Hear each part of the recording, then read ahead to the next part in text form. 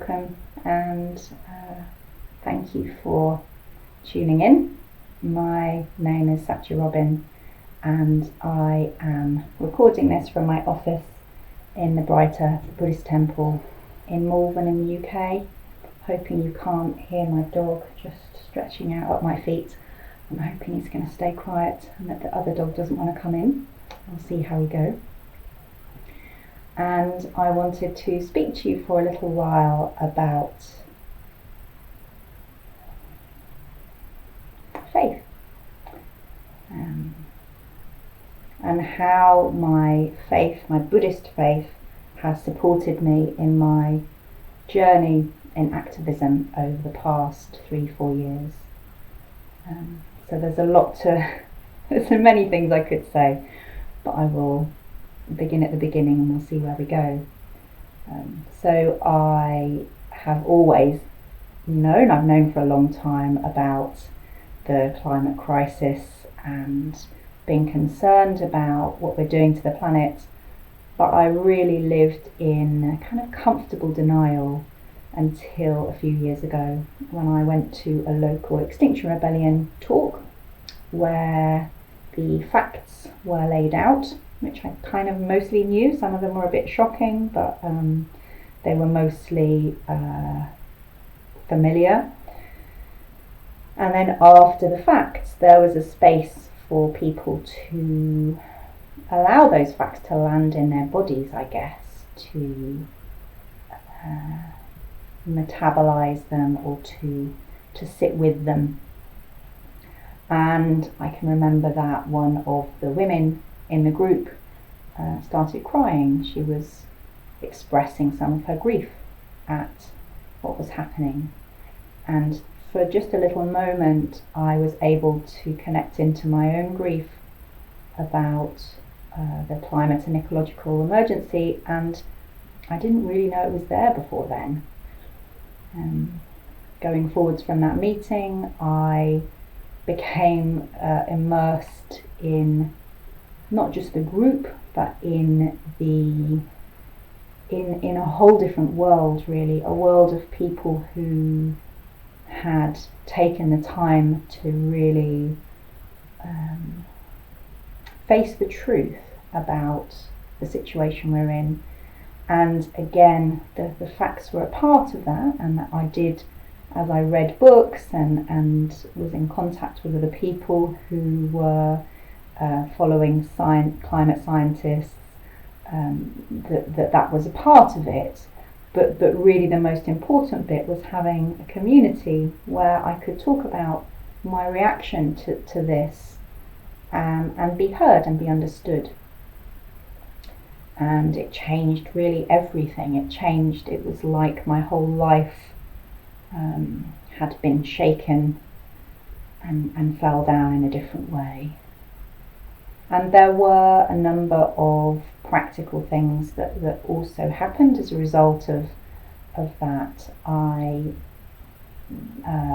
became involved with protests with the Extinction Rebellion, and I had robes at that point when I was in my old Buddhist order, and we would go with other Buddhists and sit in meditation in the roads in the middle of London.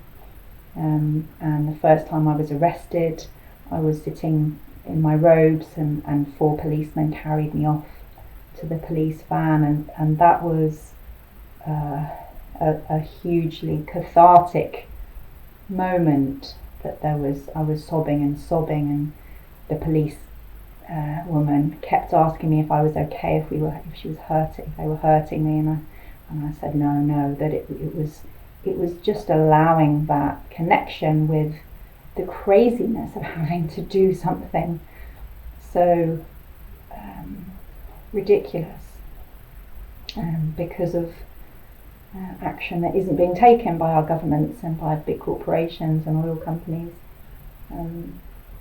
So there was that repeated experience of being involved in civil disobedience and being arrested, and I did an action in my local town where it was called Rebellion of One, and I sat down on my own in a busy road. There were a couple of colleagues around who were sort of secretly keeping an eye on me, but walking and sitting in the road in front of a very angry driver before I was dragged off and arrested. That was probably the scariest thing that I've had to do. And then I also did things that were less scary in some ways. In other ways, they started off quite scary. I did a vigil in my very local town, just a few minutes from the temple, and sat for an hour every day for the year running up to COP26 in Glasgow, with a sign around my neck that said "Love and Grief for the Earth." So for a year, that was my practice, and that was my offering to the earth. So what does any of this have to do with Buddhism? I guess that I would have taken action. I could have taken action if I wasn't Buddhist, if I didn't have faith. But it would have been a lot scarier. It would have been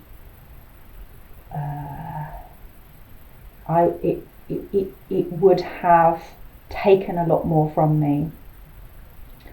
There are various ways in which I feel that my faith has supported me. I know not all Buddhists use the word faith very often. I'm a Pure Land Buddhist, so I'm very devotional, and I'm very comfortable with the divine, and I find mystical Christian writing very helpful. So for me, there is something about that language that's kind of supports or describes my experience. Probably the most supportive thing about my practice, about my faith, is refuge, is something that all Buddhists share. That I know that even though it's scary to break the law, even though it's complicated when members of my family were very upset with me, or I was worried about how being arrested would affect my career, all of those things that took me into new territory I never thought I'd be entering into. I knew that all of that was just samsara. It was all, none of it was a permanent refuge. None of those things that we, of course, understandably lean on are reliable. That they're all impermanent. They're going to pass away at some point anyway. And that underneath all of that was the Buddha, the Dharma, the Sangha, the reliability of the infinite light of the divine. And so I always knew that had my back, that whatever it is was there to support me, and that I could lean into it, whatever happened. Ironically, as I moved forwards, there was something very liberating about choosing very carefully and thoughtfully to break the law, because it really shows that up, actually. It shows up that the structures in society that we think are reliable, that we think that the government, I always used to think the government was there to look after us. maybe I was naive. But I have seen more and more clearly how caught in greed, hate and delusion the members of our government are, and the system of the government, and the system of the whole capitalist colonialist system. It goes so deep. I saw more and more that I couldn't rely on those things, but also that I didn't have to follow the rules. I didn't have to abide by the law if I thought that the law was had become invalid because of the way that the government are handling the climate crisis. And that was hugely freeing. It was gave me back some freedom that I didn't even know that I'd lost. So that's the main reason. That's the main way that Buddhism has supported me. And it's also been really wonderful to connect with other people of faith. One of the groups that I enjoy hanging out with the most is the Extinction Rebellion. We call ourselves the Faith Bridge because at an early protest, the faith groups, all the different faith groups kind of took a bridge in London, so that name has stuck. And I have massive respect for many of my colleagues, my Muslim exile colleagues, my Jewish exile colleagues, and the Christian exile colleagues called Christian Climate Action in the UK. Something that I noticed quite early on is how hardcore they all are. There is something about having faith behind us that allows us to be braver, that allows us to be more courageous, to take steps that other people haven't felt brave enough to take. And that community of people of faith who are taking action also feels like it includes Gandhi and Martin Luther King, who I read for a while when I was feeling despondent and confused and hopeless. Reading their words really re-infused me with that sense that that we're all in it together and that we can make a difference. I think the other thing that faith has offered me is this idea of activism as a practice, and that who knows whether the things that we do, the actions we take, make any difference at all, whether they make enough difference. Should we be doing something different instead? Where should we put our energy in? This idea of just doing the next thing, of doing the little thing that's in front of you and not worrying about the results, that the results aren't your business, they're the Buddha's business. That has been a really helpful thing for me to help me cope with all the questions. There are lots of questions. Are we alienating the public? Is that going to be good or bad in the long run? Are we doing more harm than good? Should we take a different approach?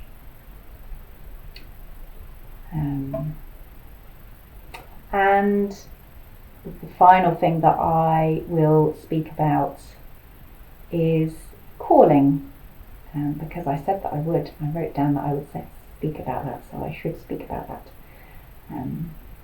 And I don't know if other Buddhists talk that much about this. It's maybe more of a Christian thing, so I'm sneaking it in anyway.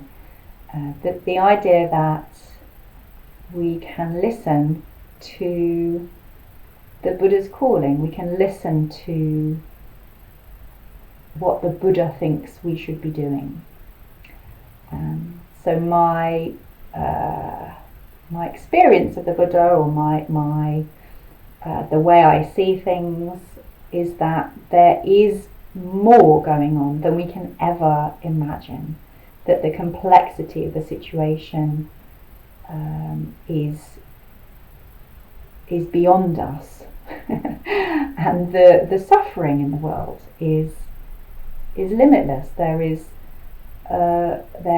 has been and is and will be increasingly huge amounts of suffering, and many different things that we could do. And for me, that's overwhelming, because I'm only one little person, and not only am I one little person, but I am full of what Pure Land Buddhists call bamboo nature. I'm full of wayward passions, the greed and the hate and the delusion that is very deep down, that moves me in ways that I don't always have full consciousness of. So of course I want to help, and there are also parts of me that are wanting to protect me by using denial, or by trying to get me stuff, or trying to keep stuff away, trying to manipulate things. So all of that goes on. So how do we handle that? How do we handle being a little foolish, fallible being in the face of multiple crises? And of course, for me, the climate crisis is the sort of the biggest shadow that at the moment is putting everything else into shade. But we have the cost of living crisis, we have the pandemic, we have war, and we have, of course, the way that we have structured modernity. Modernity has made us sick. Modernity relies on us exploiting us. I say us, me, a white person in the global north. It relies on us exploiting other peoples and the land and animals in ways that are so insidiously connected to our everyday lives that it's impossible to unpick it all. It's impossible to step outside it. Even the way that we imagine things is within that frame of modernity. I wish I could remember her name properly, but I'm reading a book called Hospicing Modernity, and she speaks of modernity / coloniality as a kind of, that it's the same thing.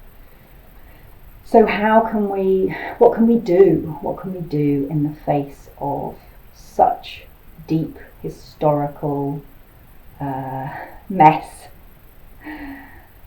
And for me, the answer is always just listen to the Buddha. Just listen and wait and see what the Buddha has in store for me next.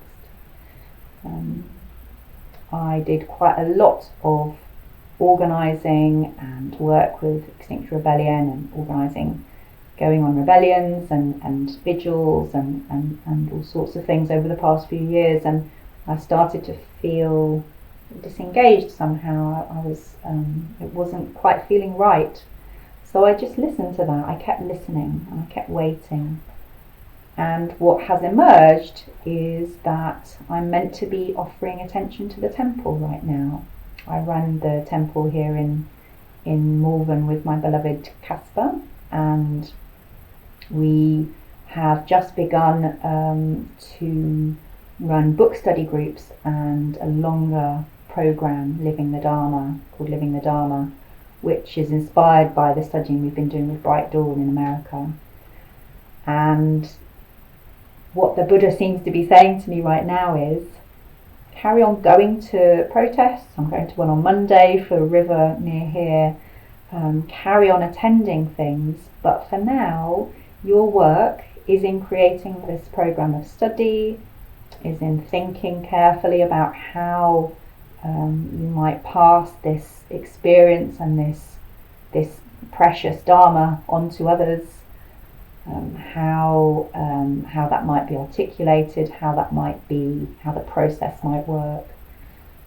So that's what I've been doing, and it feels hard. It feels one of the things that was really helpful about the activism is that it felt really good, even if it wasn't making a difference. It really helped the parts of me that felt guilt, the parts that feel like they never do enough, the parts that knew the urgency and the size of the emergency.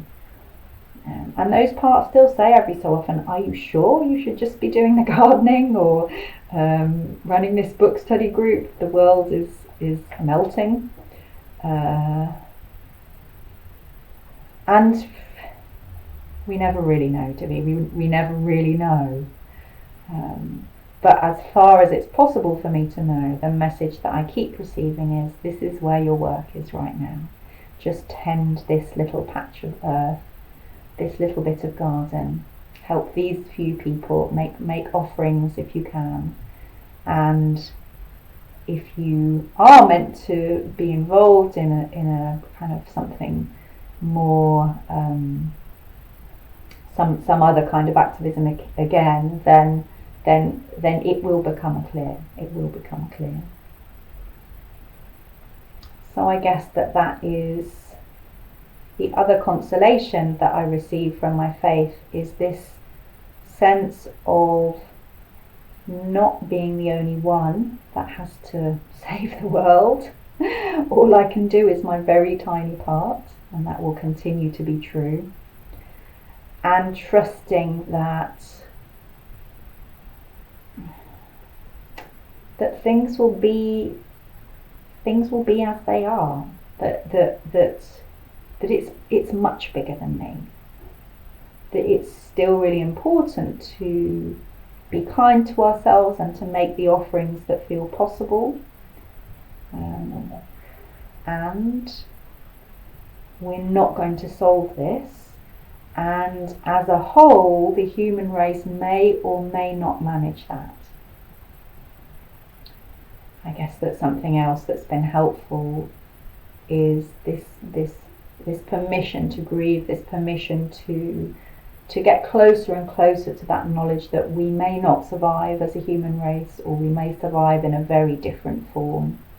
And that may happen sooner than we think.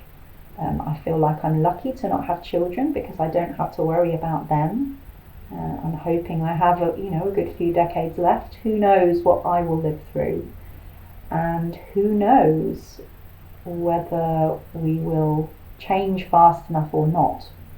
I don't feel too hopeful about that, but who knows? We'll see. Miracles do happen.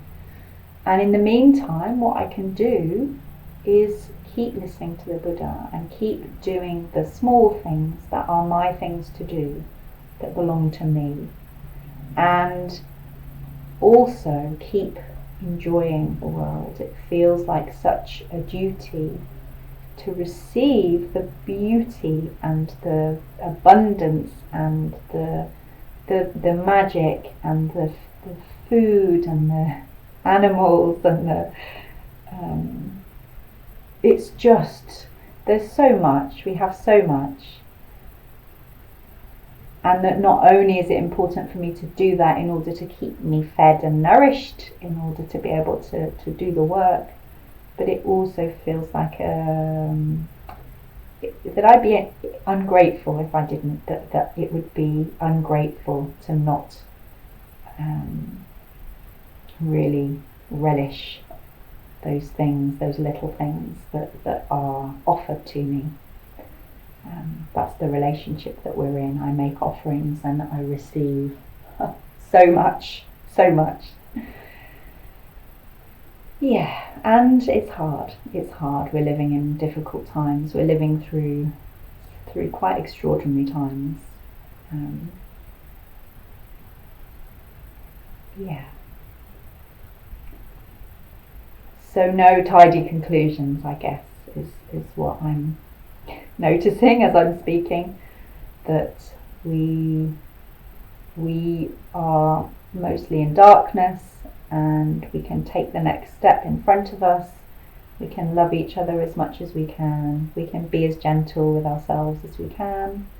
We can love the earth and be so grateful to the earth. And I'm wishing you all well on your journeys, because they're all very different, and we all have different histories, different burdens that we're carrying, different karma, and different gifts. And wishing that your gifts will find the right place to be offered, because there's nothing like having your gifts received. Thank you so much for listening. Namo Buddhist.